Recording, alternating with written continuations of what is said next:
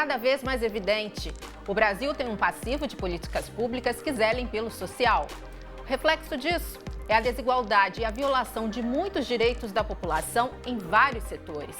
Agora, no Conexão, nós vamos refletir sobre o aspecto da diversidade no mercado de trabalho. Já sabemos que os negros e as mulheres, por exemplo, têm que suar em dobro a camisa para conseguir boas oportunidades e bons salários também.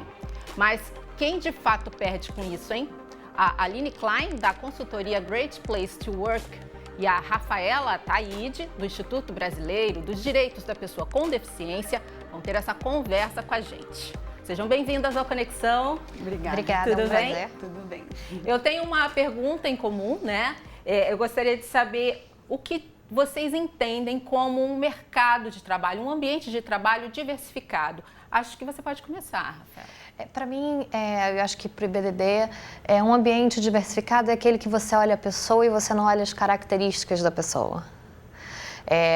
Se você está de cadeira de rodas, se você é negro, se você é parte da comunidade LGBT, isso não importa. Importa a pessoa que você é e o potencial que você tem para desenvolver aquele trabalho. Aline, é isso? A gente, no Great Place to Work, a nossa empresa é uma empresa que avalia as empresas, né, os bons ambientes de trabalho, e a gente acredita que o ambiente diverso, ele é, em primeiro lugar, um ambiente que é melhor para todos, para o mundo e para as pessoas que trabalham naquele lugar. Então, se a gente pensar que os negócios, eles atendem, são pessoas fazendo negócio para pessoas, a gente entende que um ambiente diverso consegue atender melhor aquele cliente na ponta final, porque a sociedade é diversificada. Então, a gente acredita que um ambiente onde todos possam expressar quem são, etc., quem são, a sua origem, a sua deficiência física, a sua orientação sexual, enfim, consegue trazer para um ambiente mais riqueza, mais disrupção, às vezes mais originalidade, mais inovação e também mais justiça, né? Mais equilíbrio social. E a sociedade está cada vez mais plural, de fato, não é? Sem dúvida. O correto seria até seguir, é uma tendência, não? Exato, cria-se um abismo entre a maneira como o mercado de trabalho e às vezes as empresas são ambientes pouco diversificados com o que a sociedade. Então, para uma empresa atender melhor o conjunto da sociedade e os seus clientes, ela precisaria espelhar, ser um pouco o reflexo maior dessa diversidade da sociedade. E se você fala de cargos de liderança, então, aí que não tem diversidade nenhuma, né? A gente está falando do mundo dos homens brancos e as minorias todas estão excluídas aí. Nada contra os homens brancos, mas isso não reflete quem somos. A diversidade do país. Exatamente. Porque aí, nesse caso, a gente tem a diferença de raça e de gênero, né? Sem dúvida, sem E dúvida. de orientação sexual, porque normalmente Também. são homens brancos héteros, né? Porque se for homem branco, mesmo hétero e deficiente, aí ele também não tem lugar. Exato. Então, se você vai juntando as minorias numa pessoa só, o público do IBDD, para você ter uma ideia, é 52% de mulheres e 70% de negros ou pardos.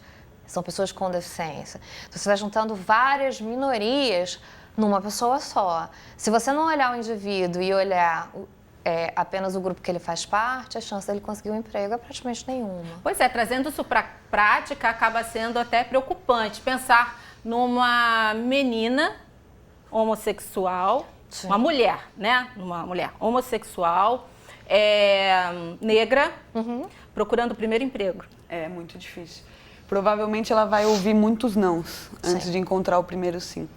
E independente da formação, porque a experiência que a gente tem é de pessoas que são deficientes, mulheres negras deficientes, isso, com uma excelente formação e que adquiriram a deficiência ao longo da vida, portanto elas tinham uma vida profissional antes disso, que isso já foi muito suada, mas depois que ela ficou deficiente, aí mesmo que ela perde inclusive a posição que ela já tinha conquistado.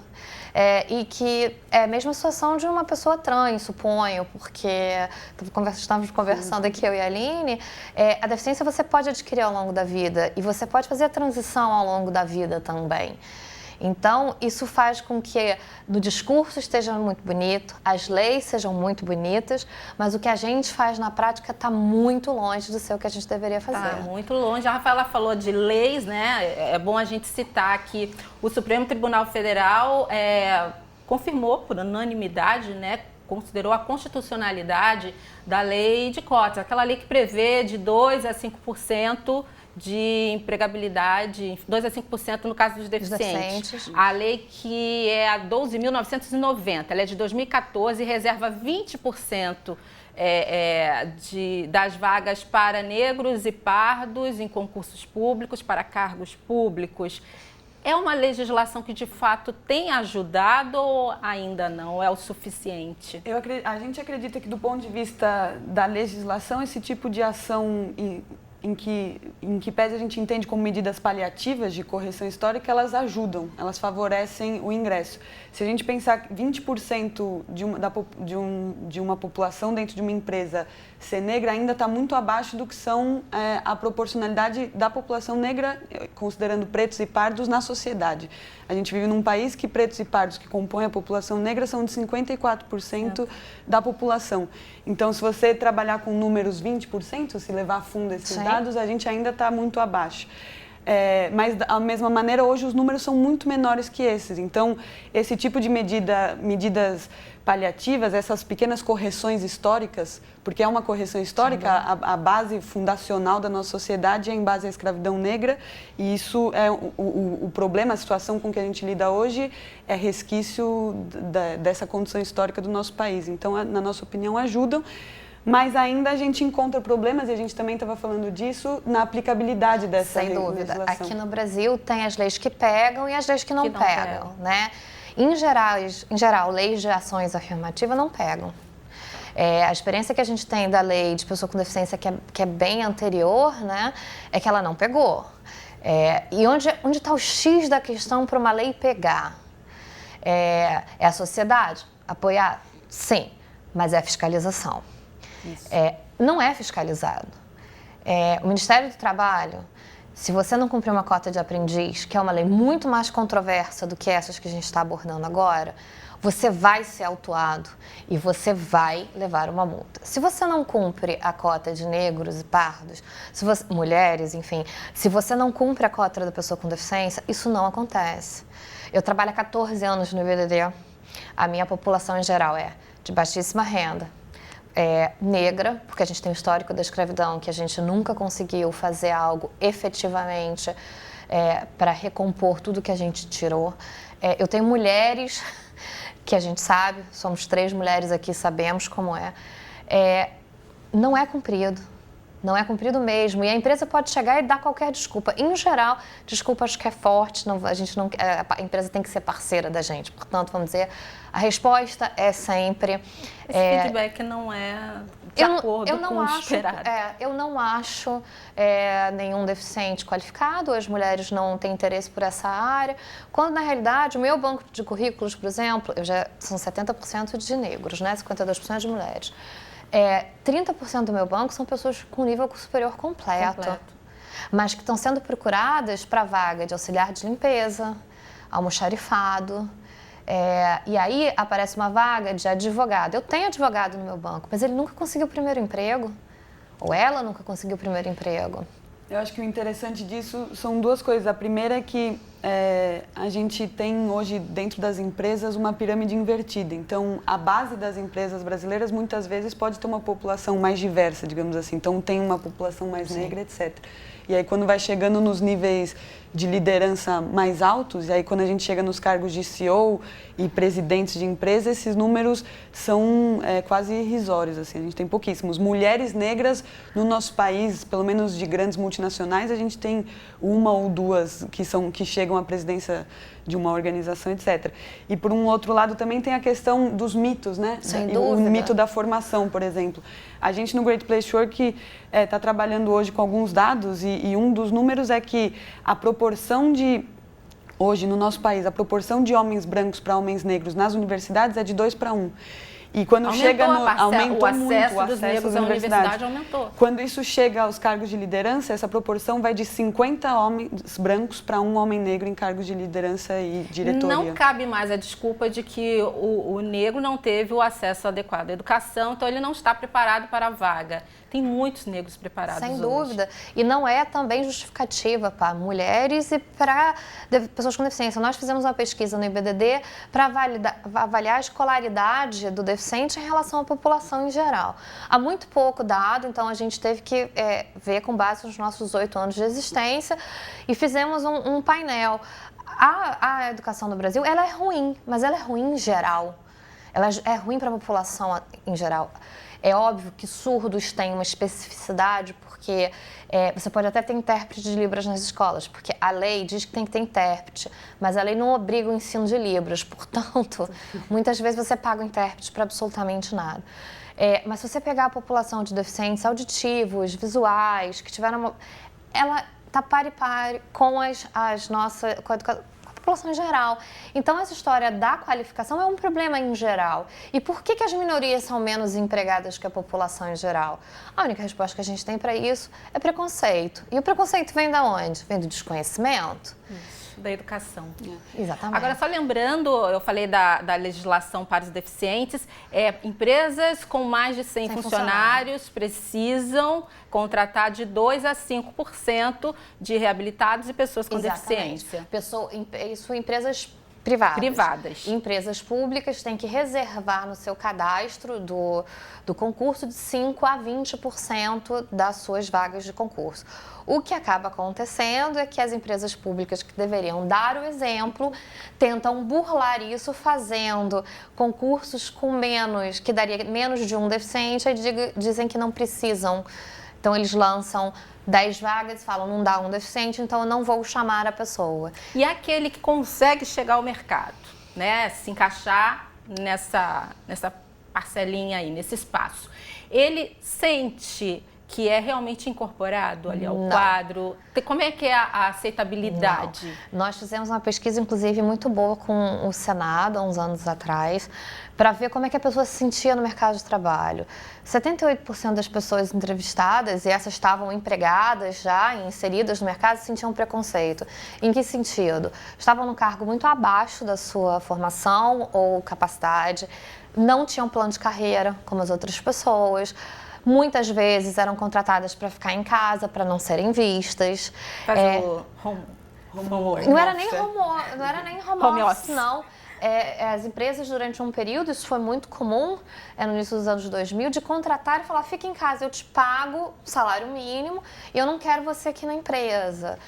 O que acontece é que a gente estava até falando disso antes, que acaba para as populações marginalizadas, então acho que isso se aplica muito para as pessoas com deficiência e, em alguns casos, para os transexuais, que acabam ficando com cargos e funções dentro das empresas que normalmente estão relacionadas a cargos, às vezes, mais baixos do que a própria qualificação. Então, os serviços gerais... Está ali para constar, na verdade. Está ali para constar. Sim. E é como se gerasse um incômodo. Então, porque criança todos fomos. Idosos todos queremos ser. Deficiente a gente não quer ser de jeito nenhum. Há muito desconforto, e a mesma coisa se aplica ao trans também, me gera desconforto. Eu ver um cadeirante, eu posso pensar que a qualquer momento eu posso virar um cadeirante. Sim. O preconceito contra o trans está arraigado nessa sociedade que a gente vive.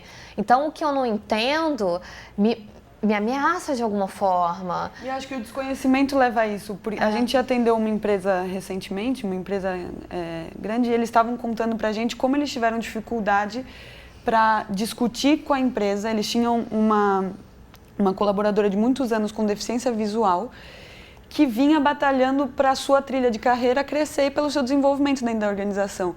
E eles tiveram muita dificuldade e eles tinham dúvidas simples, que às vezes é o desconhecimento. Então, dúvidas simples, como uma deficiente visual pode assumir um cargo em que ela precisa viajar, por exemplo. Até que eles foram perguntar para ela, ela disse, eu posso viajar tranquilamente, mesmo sendo deficiente visual, então eu posso visitar clientes, eu posso pegar avião, posso pegar um táxi, posso... Quero aproveitar esse momento aqui da diversidade e trazer uns dados interessantes para quem está em casa. Olha, o pintor Henri Toulouse-Lautrec sofria de nanismo. A artista plástica Frida Kahlo tinha parte da musculatura atrofiada por causa da poliomielite.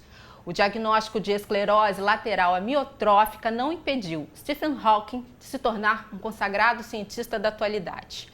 E quem não vibra com a capacidade dos atletas paralímpicos? Ao longo da história, são muitos os exemplos de talentos que não se esconderam por trás de alguma limitação física ou mental. Temos até uma turma de youtubers que manda muito bem e a gente vai mostrar para vocês agora alguns exemplos. Está aí, esse é o Zac Arner, ele tem mais de 350 mil seguidores. Os vídeos que ele posta com a sua rotina ali na cadeira de rodas já foram visualizados por mais de 16 milhões de pessoas. 16 milhões de vezes. Tem também aqui no Brasil a Cacai Bauer. Ela afirma ser a primeira influenciadora digital síndrome de Down do mundo. Ela é brasileira, como eu disse, tem mais de 200 mil seguidores. Tem outro exemplo ainda muito bacana, que é o canal da Mariana Torquato, do Vai Uma Mãozinha Aí. A gente vai rodar para você um trechinho de um vídeo dela. Acompanha. Mariana Torquato.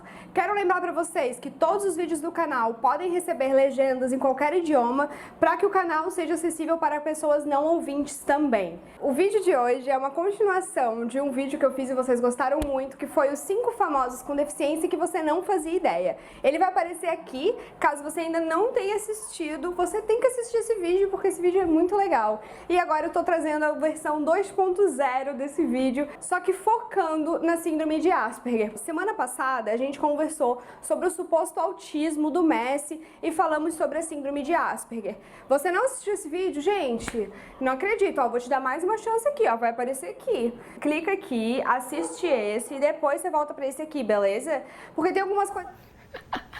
Vem cá, né? O quanto empresas poderiam, enfim, aproveitar esses talentos, beneficiar dessa diversidade toda, né? Sem dúvida. Está mais do que provado em todas as pesquisas que foram feitas no mundo que a diversidade gera criatividade, gera um ambiente melhor de trabalho. Só que por algum motivo o mundo empresarial não aceita isso. Acho que a gente ainda está muito preso a um mundo do século XIX, que foram quando as empresas começaram a se formar, a Revolução Industrial, e a gente ficou nisso. E a gente resiste muito a mudar. Tem países no mundo que já mudaram muito. Se você for para a Suécia, Noruega, a inclusão das minorias, isso já está equalizado, naturalizado na sociedade. E a gente continua no modelo americano, que também tem os mesmos problemas que a gente tem, de excluir quem é diferente da gente.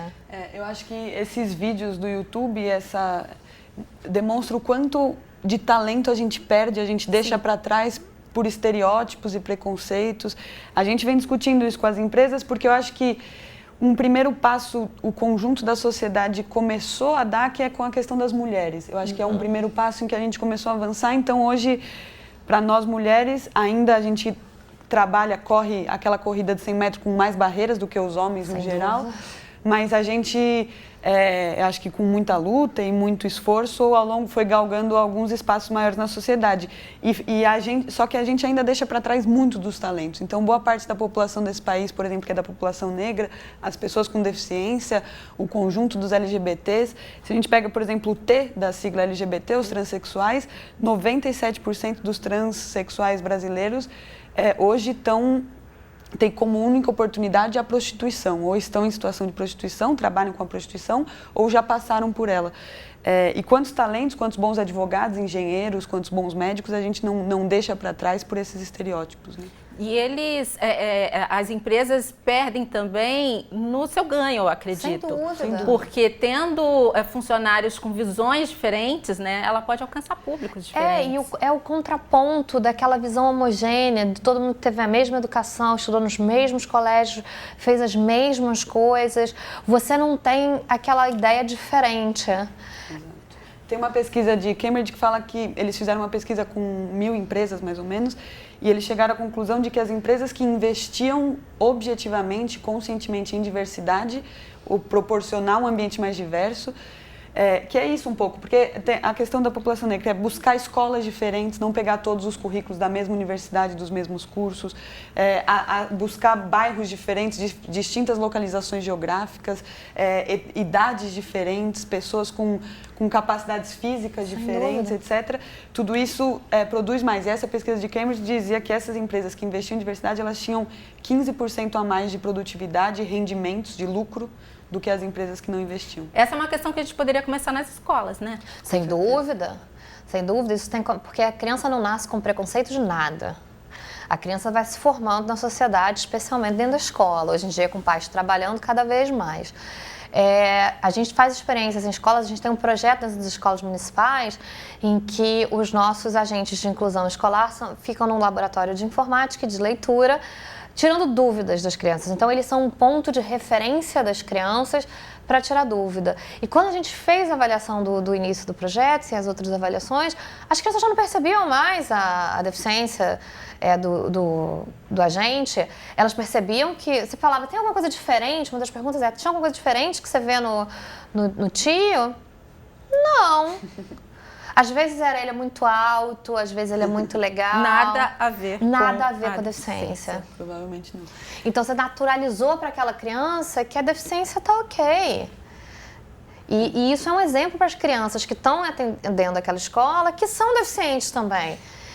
Você trata desiguais diferentes, mas você não tem preconceito contra elas pela diferença delas. A questão da educação, algumas empresas e que fazem parte hoje do que a gente considera as melhores empresas para trabalhar, iniciaram uma discussão de diversidade dentro do seu local de trabalho, mas perceberam que existiam lacunas ainda que vinham de antes, então passaram também a investir, isso eu estou falando das maiores, investir em alguns programas educacionais e campanhas, porque quando a gente está tratando desses assuntos, a gente fala de uma série de gamas da sociedade que vão desde a comunicação assertiva, que vão desde criança. As pessoas precisam entender que, independente dela ser uma pessoa com deficiência, dela ser uma homossexual, transexual, ou de ser negra, etc., ou de ser uma menina, ela pode chegar em determinados lugares, porque a referência é muito importante. Exatamente. Se eu não vejo um diretor negro, eu sendo negra, acredito que não vou poder chegar. E então, as empresas precisam também, para eliminar essas barreiras cada vez mais, alcançar espaços maiores do que o próprio ambiente. Né? Bom, vamos de site. Tem o site da Great Place to Work para a gente mostrar para você. As empresas já estão, oferecem um serviço de consultoria, estão ali para trazer essas ideias. Vocês percebem, então, que essa demanda tem sido, enfim, cada vez mais citada. A gente percebe que tem muitas empresas que hoje estão começando a se dar conta um pouco daquilo que a Rafaela estava dizendo, de que o pensamento industrial, do modelo industrial do século XIX, ele já ficou para trás. Então, a gente trabalha com uma gama de empresas que, em diversos assuntos, inclusive de diversidade, vem se esforçando para ter um ambiente mais saudável de trabalho e ter um ambiente cada vez mais disruptivo, porque isso atende os negócios, né? A nossa linha diretriz é exatamente essa: o que é bom para todos é bom para o mundo e bom para os negócios. Então, é um pouco pela discussão.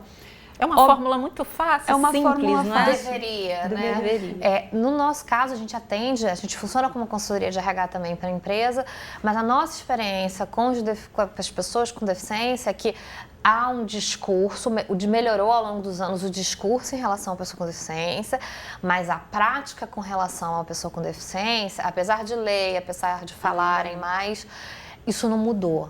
Né? A empresa não consegue ainda aproveitar a pessoa com deficiência, a menos que alguém na empresa esteja encampando e essa causa é Levante minha essa bandeira. E eu levo para todos os lugares. A gente colocou o site do IBDD na tela agora, que é o ibdd.org.br. Quem quiser conhecer mais, a pessoa com deficiência que queira conhecer mais os seus direitos também tem acesso por aí? Tem um caminho, pelo menos, para chegar até vocês? Sem dúvida, cadastra seu currículo, tem acesso a toda a legislação, tem uma cartilha para dizer onde você consegue seu direito, seu passe livre, seu benefício, bem passo a passo mesmo, porque a legislação é difícil de ler, mas está tudo no nosso site. Quero muito agradecer a participação de vocês aqui no programa. A gente que agradece, porque falar de minorias Eu acho que o nosso trabalho é de formiguinha, Exatamente. Mas é um trabalho constante e que eu acho que espaços como esse trazem cada vez mais pessoas para esse tipo de Sem dúvida. O importante é a gente ficar tocando no assunto para ninguém esquecer. Pra ninguém esquecer, não é? Exatamente. Obrigada, tá? Rafaela e a você. Aline. Obrigada a você também que acompanhou o Conexão. Você pode rever essa e outras entrevistas lá no futuraplay.org. Até a próxima. Tchau, tchau.